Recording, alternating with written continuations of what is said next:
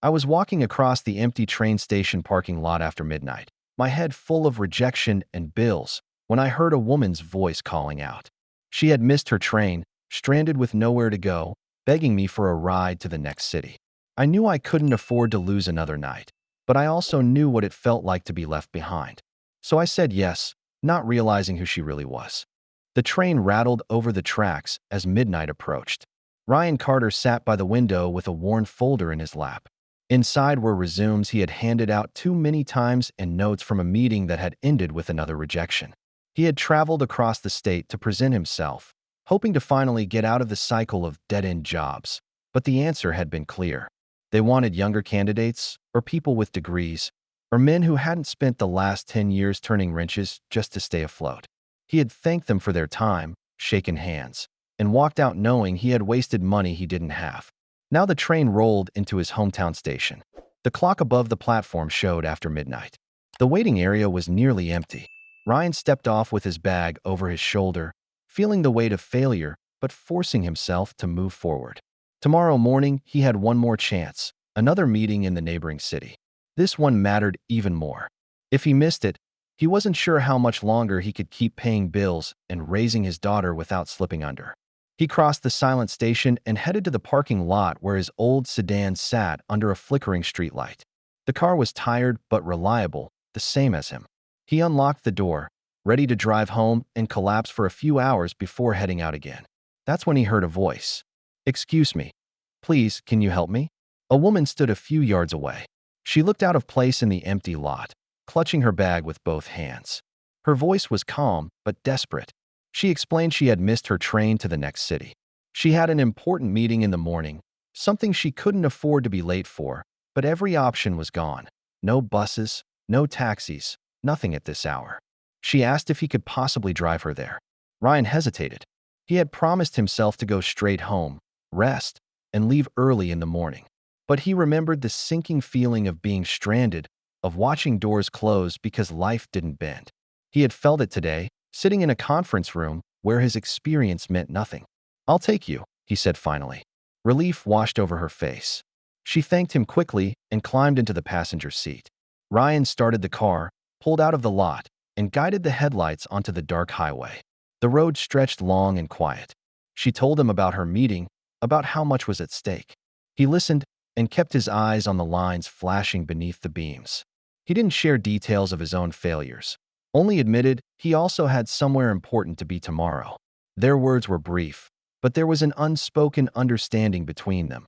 Two people chasing opportunities that could vanish in a second. When they reached the outskirts of the city, she directed him to a quiet street near a hotel. She thanked him again, promising she would remember his help. He only nodded. After she disappeared inside, Ryan parked on a side road and turned off the engine. He had no money to spare for a hotel room. Tomorrow he needed every dollar for gas and food. He adjusted the seat back, pulled his jacket over his chest, and closed his eyes. The car would be his bed tonight. In the morning he would walk into that building and give everything he had left. The alarm on Ryan's phone buzzed just before sunrise. He woke stiff from the night in the car, joints aching, but he forced himself upright. He splashed water on his face at a gas station restroom, changed into the shirt he had pressed the night before leaving home, and tightened the one tie that still looked presentable. His shoes were scuffed, but they were polished enough for him to hold his head high. He drove across the city to the headquarters of Westbrook Industries, the company offering the operations position. The building towered above the street, glass catching the morning light. Walking through the revolving doors, Ryan felt like a man stepping into a world that had always been out of reach. Marble floors, a receptionist with a professional smile, elevators whispering upward. He gave his name, and she confirmed his appointment with a polite nod. He was led to a waiting area with high-backed chairs and cold air humming from the vents. Other candidates sat nearby in tailored suits, scrolling their phones with bored expressions. Ryan sat with his folder, resisting the urge to check his reflection again. He reminded himself why he was here: his daughter, their small home, the bills stacked on the kitchen table.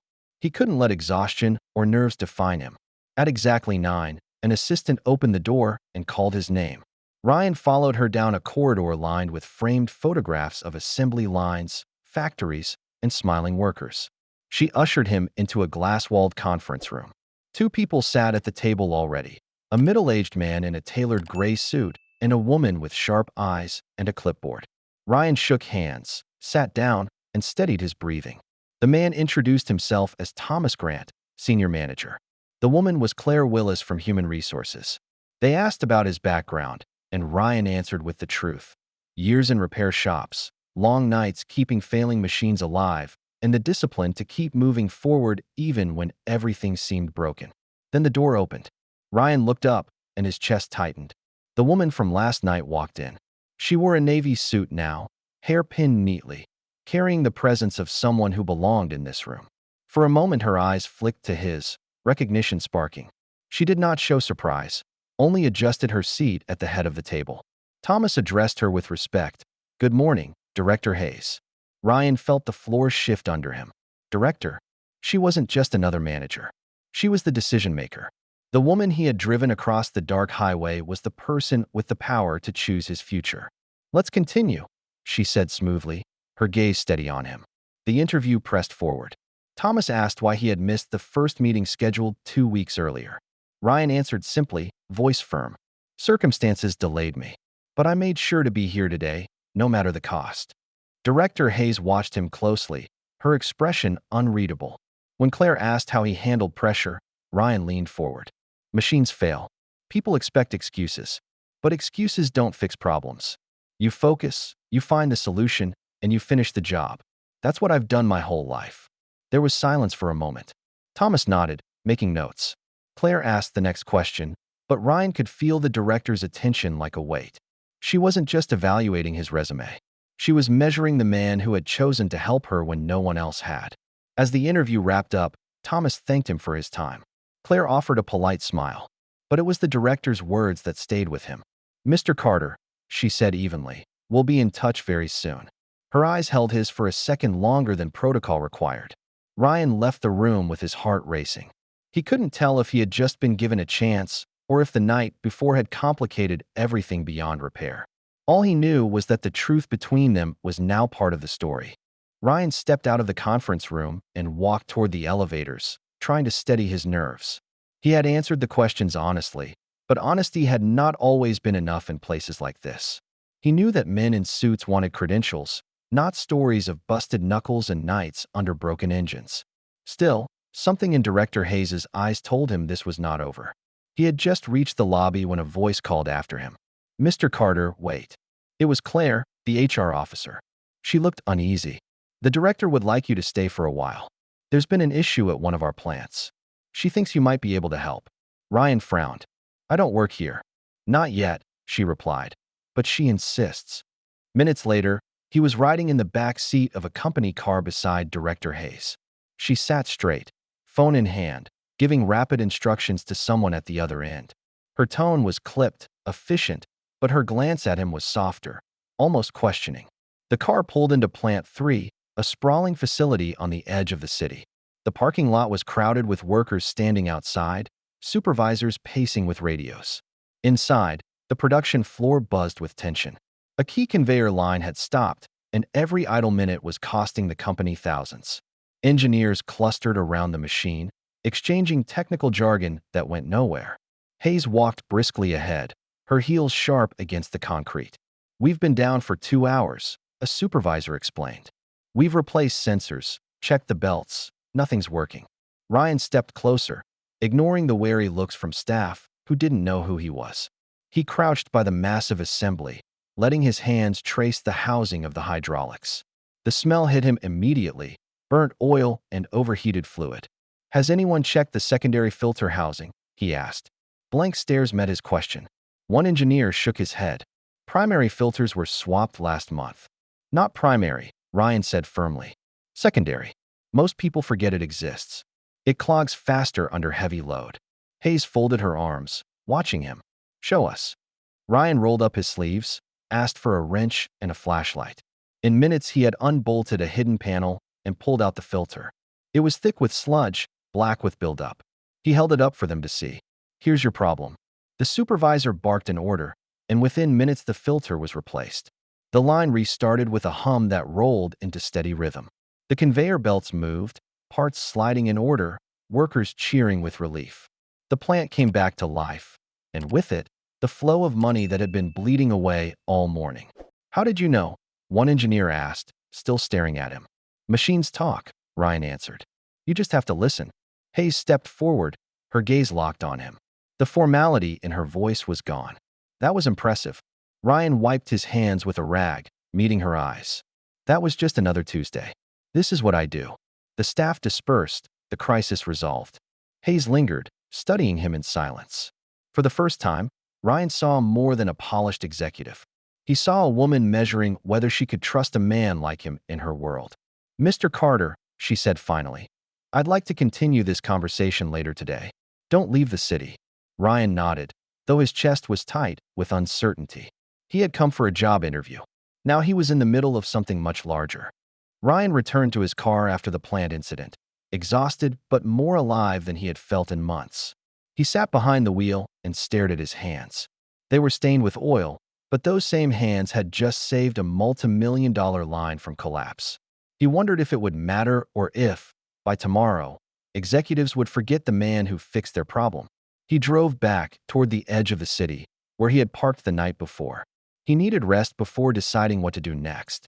But when he pulled into the trailer park where he and his daughter lived, he found a black sedan parked outside. A figure stood by the steps, too sharply dressed to belong to this neighborhood. "Director Hayes." She turned as he approached, her polished shoes standing on cracked gravel. Against the backdrop of old trailers and children's bikes leaning against fences, she looked like she had stepped out of a different world entirely. "Director Hayes," Ryan said carefully, "this is unexpected. I needed to see where you come from," she replied. Her voice was quiet, stripped of the boardroom polish.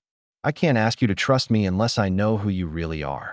Ryan glanced at the trailer, its faded siding and small garden patch he and Sophie had tended together. "This is it," he said. "Not much, but it's ours."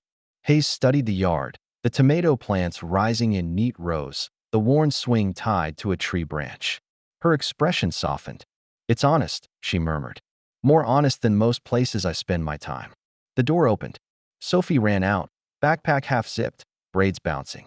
She froze when she saw the stranger on their steps. "Everything okay, Dad?" she asked cautiously. Ryan forced a smile. "This is Director Hayes. She's someone I've been working with." Hayes crouched to meet the girl's eyes. "I'm the one your father helped last night. I missed my train, and he drove me across the highway so I wouldn't lose my chance." Sophie looked from Hayes to her father. "That's just what Dad does. Mom used to say it was his superpower." Her tone was simple, factual, but it carried weight. Hayes blinked, caught off guard. Sophie tilted her head, studying her. "Are you going to give him the job?" The director's composure faltered for the first time. She glanced at Ryan, then back at Sophie. "That depends," she said slowly. "It depends on whether your dad wants it." "Of course he wants it," Sophie answered without hesitation. "He's been practicing in the mirror for weeks. He wants to give me a better life. He just doesn't say it out loud." Ryan's face flushed. Sophie grinned, hugged him tightly, then surprised Hayes by giving her a quick hug too. "I hope you give Dad the job. He deserves good things." The school bus arrived, horn blaring. Sophie climbed aboard, waving until she disappeared down the street. Silence settled between Ryan and Hayes.